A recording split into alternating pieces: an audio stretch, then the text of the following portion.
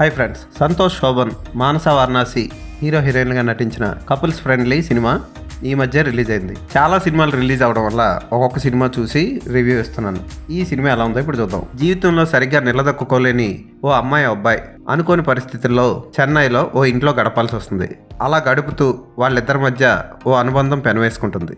అయితే ఆ అనుబంధానికి వచ్చిన అవాంతరాలు ఏంటి, వాళ్ళు పడ్డ కష్టాలేంటి, అనుకోని ఆపద వాళ్ళ జీవితాన్ని ఎలా కలిచివేసింది, దాన్ని వాళ్ళు ఎలా ఎదుర్కొన్నారు అన్నదే సినిమా.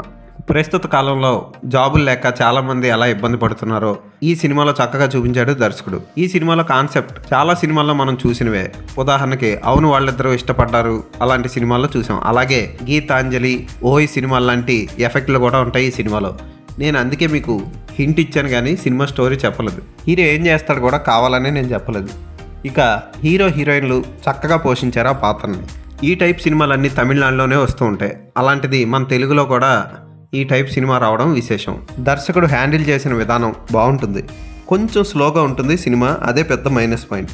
అంటే అప్పుడప్పుడు మనకి ఆర్ట్ ఫిల్మ్ చూస్తున్నావా అన్న ఫీలింగ్ కలుగుతుంది. అయితే సెకండ్ హాఫ్ ఫస్ట్ హాఫ్ మించి భయంకరమైన ఎమోషన్తో సాగుతుంది. ఆ ఎమోషనల్ ఫీలింగ్స్ ప్రేక్షకులను ఇబ్బంది పెడతాయి. క్లైమాక్స్ కూడా మనం ఊహించిందే జరిగినా ఎమోషనల్గా కట్టిపడేస్తుంది. హీరో హీరోయిన్ల నటన, ఫోటోగ్రఫీ, బ్యాక్గ్రౌండ్ మ్యూజిక్ కూడా కొంచెం పర్వాలేదు అనిపిస్తుంది. అంటే మరీ గుర్తుండిపోవు, కానీ సినిమా చూసేటప్పుడు ఆ పాటలు అవి బాగానే ఉన్నాయనిపిస్తాయి. ఒక మంచి romantic feel good love story ఇది. అయితే ఎండింగ్ కొంచెం ఇబ్బంది పెడుతుంది. పర్వాలేదు అనిపిస్తుంది ఈ సినిమా. ఖచ్చితంగా ఈ సినిమాని థియేటర్లో అయితే ఒకసారి చూడొచ్చు. ఈ సినిమాకి నేను ఇచ్చే రేటింగ్ 3/5.